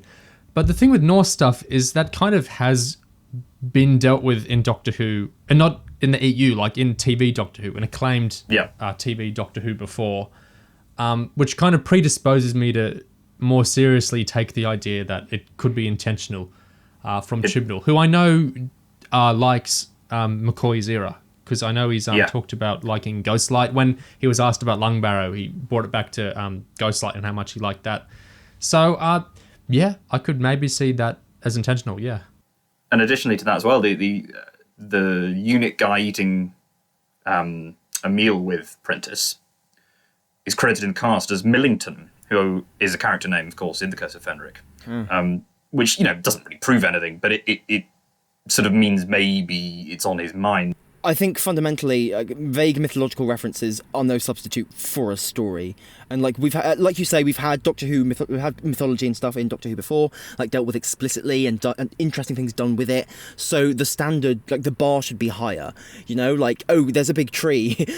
Cool image. But again, like if like a vague reference like that, we're at the point where we should be able to actually take stuff and do interesting things with it, rather than just vaguely reference it if you squint.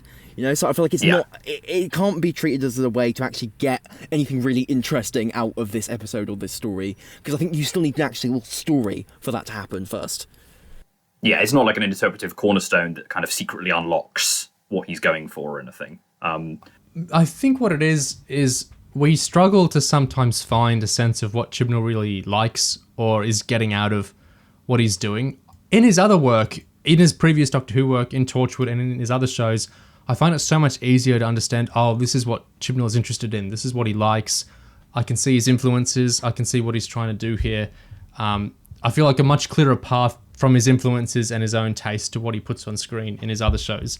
In his Doctor Who, I feel like this weird disconnect in, is he wanting to write the show for adults, but he feels like he needs to write it a different way for children? Is he wanting to do something? I find his Doctor Who so hard to get a grasp on in the sense of what he's getting out of it sometimes. So I think stuff like reading in the myths here, it's just kind of maybe a kind of humanizing comfort in that it's easy to relate to liking myths and wanting to put myths in your stuff. So I think I get it from that kind of perspective. Yeah. And I mean, even the idea of sort of this seed vault with all the genetic traces of the Universe 1. I mean, that, sorry to harp, not to harp on this too much, but that also sort of is part of the whole idea of Ragnarok, because, the idea that there's a second universe or a second world created again, rises up out of the ocean sort of after the first one is destroyed. I wonder if that's where he might be going with that, sort of universe reboot. We'll see. Yeah, I think that makes more sense to me than a lot of other Flux predictions or Chib endgame predictions that I see. Yeah, it's an interesting thought. I think when it comes to being really hard to kind of infer what Chib's interests or motives are, I think like an example of that, I think, is like when we look at the concept of the division and how that's been fleshed out in this episode and the last, and how we get these dialogues, these monologues about how division is everywhere, division encompasses everything and does whatever, and yet at this point it's still hard to infer like what the hell division even wants. Like, what are their motives at this point? What's the point of it continuing to exist? Like, why does Tecteun not acknowledge that Gallifrey was destroyed and all the Time Lords are dead? Like, is she just doing this stuff for no reason? And it's like the concept of the division has become so broad as to become like meaningless, like paper thin. Like, it's everything and it's also nothing. So it's like the thing that's underlying this whole story arc is, again, like impossible to get a lock on, because it really is just like lots of I guess aesthetic things or kind of gestures, vague ideas circling around a centre of just a void, like nothingness. Like, what the hell is this story even about? Like, at the end of the day, it's so hard to actually definitively come to a conclusion on that. Yeah, it's weird because his Torchwood stuff, I can get a sense of what it's about. Not even with that much difficulty. Even his previous Doctor Who episodes, like The Power of Three, this episode it's extremely clear, the type of story it's trying to tell, what it's trying to say about the characters. His other shows as well, his films, it's so much easier to get a grasp on. I wonder why it is that his actual Doctor Who, under him as showrunner, feels so difficult to hold in your hands. Like, I know we kind of get the sense that Series 11's strictures of no continuity might have been kind of foisted on him to some degree, and that even just by Jodie Whittaker's comments about him as a child, that the more continuity laden stuff in Series 12 and I guess Series 13 is more where his heart might lie. But then you see how he does this continuity stuff, and it's still in this kind of weird, wispy way where it's difficult to tell what's he getting out of telling this story, what's he want to say about this story. And especially when, like, we hear big continuity stuff, the Timeless Children maybe was something he always wanted to tell. But other huge aspects of, like, Series 12 seem so improvised, like how the Master was a late addition in Spyfall, and how the Fugitive Doctor was a late addition in that episode. So it's so hard to get a sense of what actually is the big thing he wanted to bring in to the show, and what appeals to him about it. It's so hard to get a sense of that, and which makes quite a difference, because I think the other showrunners and Chibnall's previous work, it's much easier to get a sense of, these guys like this and they feel like that and they're doing that because of those reasons. But his Doctor Who, it's so hard to hold. This weird attempt to please everyone while simultaneously not really committing to any one thing. This folds into something else I wanted to talk about, which is the audience. And it's who this is for exactly. This his era in general, but this series in particular, because we get all these conflicting things. Like, the show is very backwards looking in a lot of way now. Like, recently we got Captain Jack back, Gallifrey back in a sense, the Master, the Daleks, the Ood, the Weeping Angels, the Cybermen, Kate Stewart, the Brigadier unit, Sontarans. All these continuity elements are getting brought back, and the show is kind of fundamentally backward looking in a way now, with it's trying to tell the origin story of the Doctor, and there were the secret Doctors and all this stuff happened in the Doctor's past, and we're connecting to the brain of Morbius from 1976. But also the way he's telling the story it's like this disconnected thing we've talked about, and also way back to, I think, the Ghost Monument, we've talked about the whole visual Big Finish idea. Like, he writes in this very expositional way, maybe in some sense to cater to an audience that is increasingly on their phones or multitasking while they're watching. This is how a lot of people watch television now. So maybe there was scenes in this episode where the same exposition was repeated nearly verbatim in fairly rapid sequence. Like, I know Aswok said something, and then we had some other scenes, And then 13 basically repeated what Aswok said, and it just blew my mind, because it's like it's not even 10 minutes previously we had this exact same information communicated to us. Like his whole era, it's very expositional, like we talk about a lot, and the exposition is often for stuff that's on screen, which makes me wonder, is he thinking about viewers on their phones as he's doing this? So we've got this intensely continuity obsessed, backwards looking version of the show that's full of like nerdy Doctor Who stuff, like doing the origin story of Unit and referencing the brain of Morbius. But it's also being kind of told in this way that feels like it's maybe catering to the most casual viewer. These are just two among the many things that confuses me about who exactly this is getting made for. What do you guys think of this kind of topic? Yeah, no, I agree. I think it's a great summary. The two prongs that you sort of talk about there. I mean, the scenes that kind of, as you say, sort of repeat stuff over and over. That's kind of come up so many times in his work. I mean, the sort of the opening of Spyfall 1. Yeah. You know, you get kind of one assassin, then the other, and then you have one recruitment scene, then the other. You know, sort of three in a row, and it's just it's kind of playing out several times over. The same here with kind of the various unit scenes. You know, you definitely could kind of cut several of those, and they just don't need to play out. It's even within the scenes themselves. It's like how Robert Bathurst keeps repeating how convenient. Like we couldn't understand this the first time. We need this beat played 3 times to sink in. It's like saying it louder for the people at the back, or you know, for the viewers who sort of have gone to the loo and wandered back in or whatever. But as you say, then the other sort of 50% of the time is kind of continuity overload. And I mean, we're making the point about how much there's been lately, and I think it's easy to forget that there's going to be 31 episodes of the Jodie Whittaker era, and there's nothing in the first 10.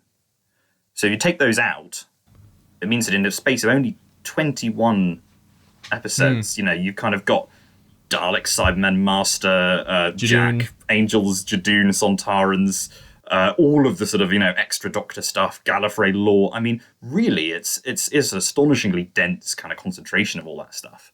And actually, to be honest, whether it was a kind of BBC imposition or not, and we don't entirely know all the truth of that, but I find myself missing the simplicity me too. Accessibility of Series 11. I mean, Series 11 is not good. It's not great, but I miss it really. I genuinely find myself nostalgic for it. It's hilarious to me, but I miss the weird humor of Zimshar. I miss the ridiculousness of the sniper bots.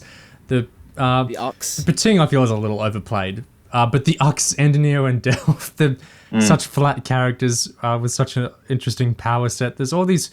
It feels endearing to me, and I think might be because it was doing something new. It wasn't backwards looking, whether it worked or not, and Lord knows it didn't a lot of the time. It was doing a new idea. Like Series 10 kind of started out, we're going to be a sort of soft reboot. New viewers can jump on. And then I actually love how the series did this, and I think whether it was intentional or not, it says so much, but it devolved into kind of this incredible continuity callbacks in Gatiss' episode and ending with a multi-master thing in the Mondasian Cyberman in the episode for normal people, all this stuff. But then Series 11 actually did it. Setting aside the resolution special, it actually did the no continuity, all new monsters. I love it. There's a purity to it, which I look back on fondly. A lot of the time it didn't work, but it was trying something new. It followed through for the whole series. It didn't look back to past things. Yeah, I totally find myself endeared to it in a lot of ways, like you're saying now, which is funny, but there's a quirky aspect of the experience of watching this era live, I suppose. I think when we consider those two prongs that we were just talking about like what Chibnall is doing and who it's for, if we were to try and combine those, like someone who is really tickled by all the continuity stuff, but also doesn't really pay much attention to the episode or whatever, and try and get a hypothetical ideal Chibnall Who viewer, I think what it is I think it's kind of the sort of person who. I'm not quite sure how to put this, but like I feel like these people do exist, like people who are like absolutely thrilled at a reference to the Brigadier or whatever, and a reference to Gallifrey and continuity stuff coming back, but also doesn't really have a huge amount of investment in following the story or about there even being a core story. It doesn't really give much of a shit about the actual content of the show or the substance of it, but it's just really tickled by the vague feelings of there being Doctor Who monsters coming back and Doctor Who lore being important. I feel like these spectators actually must exist. I think they do exist. I think we see them here and there. Maybe that's not a great idea to kind of base the entire show around targeting these people, but I think it's got to be like the only possible like explanation for like who Chibnall thinks he might be appealing to, with all of this like non-committal kind of half-assed shit just scattered all around the show. I think it's I don't know how to feel about it, but I find it so interesting. I don't know if he's actually sitting down, him or Stevens, and thinking, people watch stuff on their phones. They watch stuff playing solitaire in another window. They watch stuff kind of disconnected these days. Therefore, why don't we kind of shape the show around catering to the audience, meeting them where they're at? It's such an interesting thing to do if that is what they're doing. It certainly feels like it. It could all be a coincidence, and this is just how he writes. But it feels different enough to how he's written things before that I think there might be some layer of intent to wanting to. It's kind of the patronizing thing. It's why I think his era kind of feels like he's writing to children in a way where his previous work on Doctor Who didn't feel that way so much to me. Kind of this patronizing sense with the repetition and the exposition, sure. If he is trying to meet people where they're at, which is on their phones, I think it's interesting because I don't think many showrunners are doing that. I think it's something that like studios might advise them on maybe to some degree, but I don't think many actual head creatives, at least in shows I've watched, doing it this way. I'm not even dissing it. I think it's really interesting if he's doing that. On the other hand, I think, and this comes back to like previous eras might have influenced other things, and this era might be being influenced by other things. I feel like there's a kind of lack of courage maybe in doing the show like this. I feel like the shows that capture people's imagination and get very solid invested fandoms or even blow up into the stratosphere like Game of Thrones are those shows that kind of say, fuck it, we're not going to cater so much to the viewer that's on their smartphone and not listening in. We're going to do the density that we feel is appropriate for our story, and we think this is going to endear some people to us, and that's going to naturally get a groundswell of popularity, which happens. That is what happened with Game of Thrones. It is what happens with loads of shows. I think you kind of have to have this... Doctor Who, I think you could say as well. Moffat's Doctor Who, absolutely. I think you kind of have to... Well, I think aiming high can produce really favourable results like that when it comes to television. Of course, loads of shows crash and burn doing this, or they get popular years later, but like The Wire, like some HBO shows that might not have met their potential in their time, but because they were created with that kind of dignity of not speaking down or not trying to lessen themselves, eventually they found their popularity. It's a very interesting thing to kind of go, no, what if we meet the people where they are? Instead of trying to convince them to get off their phones, what if we make a show that works for them on their phones? I find that really, really, really interesting, if that is what he's doing. Because it's strange, and I don't think many other people are doing this, and it's a really interesting way to go about it. Sort of feels like the mindset of the promo picture, Space for All. It kind of that seems to sort of tap into that idea, which someone reminded me this just the last day or two. It's kind of ironic when you look back on the fact that this is a side thing really, but this is the first season since series 5, I think, with no queer characters. Kind of Thasmin baiting aside. Yeah. There's nothing, I think that's right. I mean, obviously, depending on what happens next week. But yeah.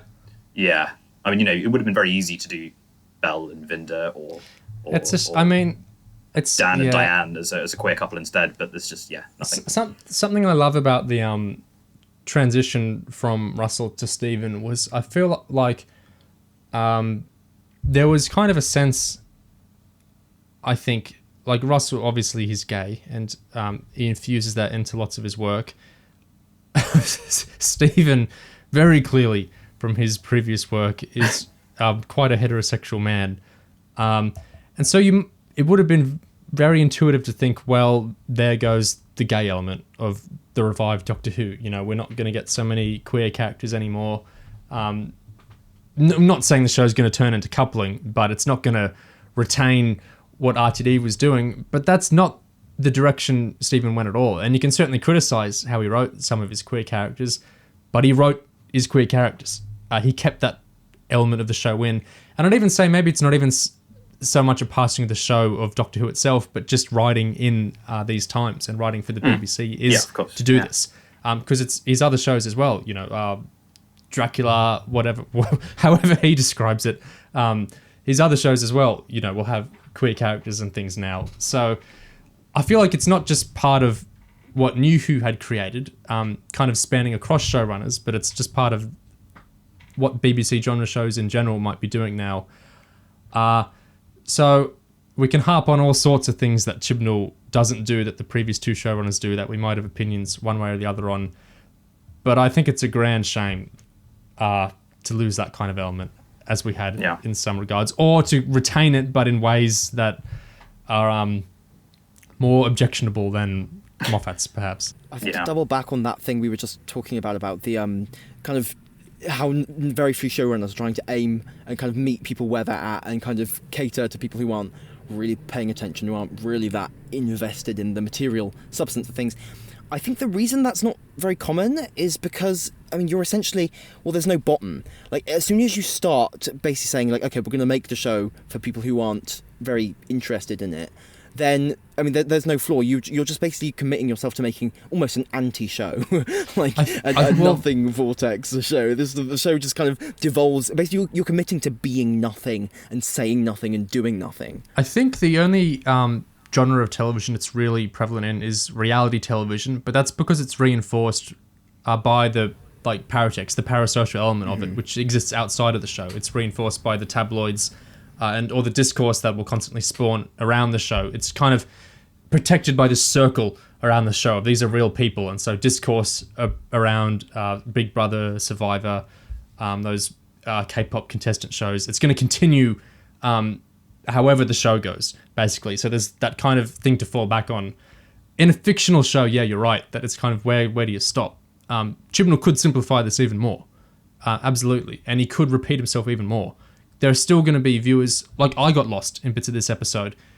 People on their phones are going to get probably more lost than me. Therefore, you could write it down even more. You're right that I guess it's kind of arbitrary, the point where he decided to put the flaw. That's an interesting point why it's probably not done with other writers so much.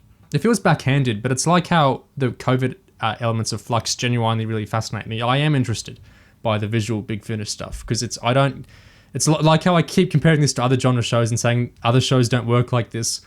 It's a frustrating thing in a lot of ways, but it's also a really interesting thing in a lot of ways. Other genre shows really don't work like this. So it is something novel to be watching Chibnall's Who.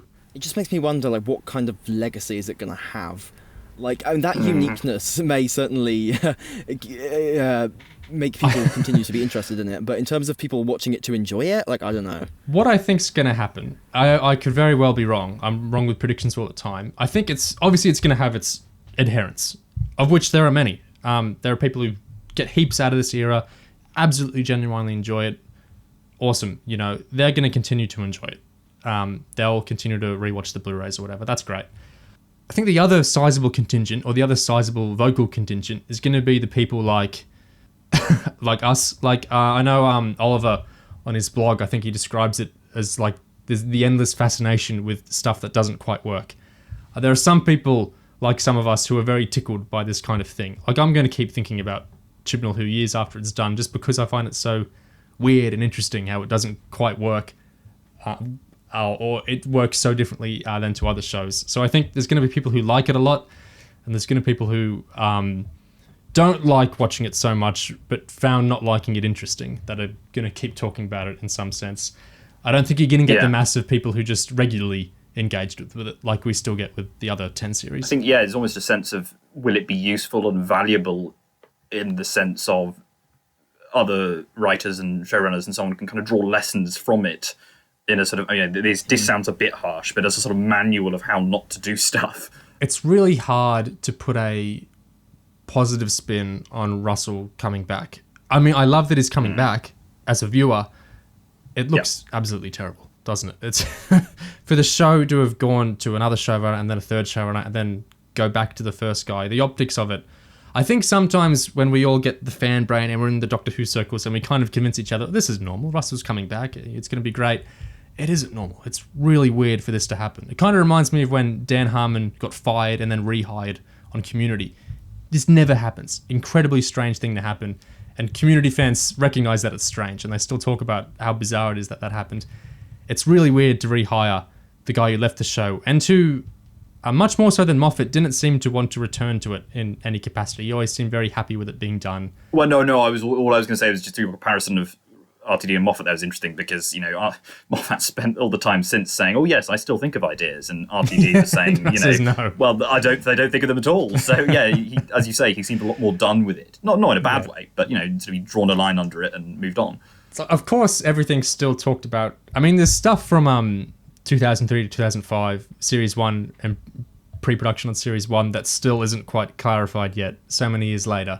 So it's going to be a long time, I think, before we very publicly know quite what happened this year with Piers and with Russell and with all the relevant figures here. But clearly something very big and something very strange happened, because this isn't normal at all. Especially because the show's even changed hands now. It's getting produced through an entirely different company. So I feel like when you talk about this Chibnall era possibly having value in demonstrating things that shouldn't be done or things that maybe didn't end up being the wisest things to do, I can totally see that. And I think Russell's main aim in running the show again is probably going to be to prevent this kind of thing happening again. Yeah. I think he'll really want to set it on a trajectory where it's very sustainable. It's not ensnared in this kind of very small group of experienced showrunners that can run a big genre show, not on loads of money, who love Doctor Who enough to want to do this hard job that doesn't pay as much and gets you a lot more flack and is a lot harder than other genre jobs you could be doing for the BBC or otherwise. Very, very, very small group of people that could really... people throw out names like Jamie Matheson who aren't showrunners, Yeah. The actual amount of people who could run Doctor Who is really, really, really small. And I think Russell's going to somehow want to put it on a trajectory where we're not having to go, well, we can use Pete McTighe, maybe. We can use Chibnall or Moffat again. We can maybe use Toby Whithouse. I think he's going to want to move the show into somewhere where this kind of calamity won't happen again. Yeah, so almost like, the Chibnall era, therefore, kind of functioning as a bit of an exorcism that sort of brings to everybody's attention, okay, there is an urgent need for X, Y, and Z, sort of as you said, and I could sort of see him staying on as a sort of guiding executive producer for somebody else's kind of tenure as the show sort of gets back on track and so on. He brought up Marvel himself at the start of the year. I could totally see him as like a Kevin Feige-esque figure where he's not directing the things or the equivalent here, which would be show running or writing the things, but he's kind of there to, that's probably not a great idea to do that, which is... steering the ship, as it were. Yeah, which is what he does with some Big Finish stuff some of the time. Like, he's not writing Big Finish Torchwood stories, but, he'll be consulted occasionally and he'll say, no, that's not a great idea to do that. Or he'll say, you should do this instead. Why don't you rejig this character to be like this? He does that presumably... I don't know if he's getting paid for his little emails he sends to James Goss or whatever, but I think I could totally see him, being in an advisory role after show running for however long he does this, his second round. So it's interesting to think of the Chibnall era having that kind of value in us realizing the onus the show is putting on showrunners and the way the show is getting made, which is in such a small group of hands, is unsustainable, and certain other aspects of the Chibnall of the show as it's continued past 2017 are perhaps unsustainable. Yeah, that's definitely a value. I guess there's also, to what extent you mentioned the legacy. I mean, I'm sure there will be all sorts of sort of movements within the extended universe material to try and sort of, redeem the era, redeem the 13th Doctor, etc., which I think will be interesting. I will sort of look forward to kind of seeing that, because I think, I do think, I'm sure we probably will sort of have shared this view, that she is the closest, or the 13th Doctor is the closest to the sort of Colin Baker situation of a Doctor who kind of needed some form of redemption or kind of being given better material, really. Reinterpretation? I can see the inconsistencies we point out a lot being recontextualized by extended universe writers years after 2022 as intentional. And some extended universe writers are very good at this, at kind of retconning in what retroactively becomes coherent character development. It's like a puzzle. Some EU writers are great at that. There's aspects of Jodie's acting that I think could still be what they are, even with the writing doing that. But it'll be interesting to hear for sure. And I think we talked about wider canvases. I think even with the Fugitive Doctor locked into the division or whatever, there's probably going to be some more experimentation with Jo Martin if she does audios. And I think Sasha will want to do stuff as well. So yeah, there'll be a kind of reinterpretation of the era in the extended universe afterwards, for sure. I like how we haven't talked about this episode for like half an hour now. Sorry, It's indicative. It's not a complaint. No, Yeah. Well, I think because it sort of it prompts all these lines of thought and questioning about kind of it raises a lot where of, are we actually going? Yeah. Where who's driving this thing, sort of thing, and Yeah. Yeah. I think this episode didn't raise as many plot-related questions with us, but it raised a lot of questions in general. So it's great to have episodes where you have a lot to talk about. I'm reminded of Jericho's line, which comes kind of out of nowhere and isn't really reacted to, but he says, I have a little too much knowledge of the atrocities to come. And there's silence after that. But I feel with The Vanquishers, the Flux finale next week or this Sunday, I think we can all relate to that sentiment. That's a good ending. Ends on that note. That's it for this week. Thanks, as always, to those listening in. And again, as always, do feel free to comment, share your take, share your opinions on the episode, on Flux in general, on anything else we talked about. We always love looking at and engaging with the comments. So yeah, do feel free. You'll absolutely be hearing from us next week when we all witness Flux's finale. Cheers. Better written. Pillar of hope. Better written. Very cliche. Better written. Pillar of hope. Better written. Very cliche. But I still felt that story was fairly boring. That's all this year is. You don't even have to watch it in order. Better written. Very cliche.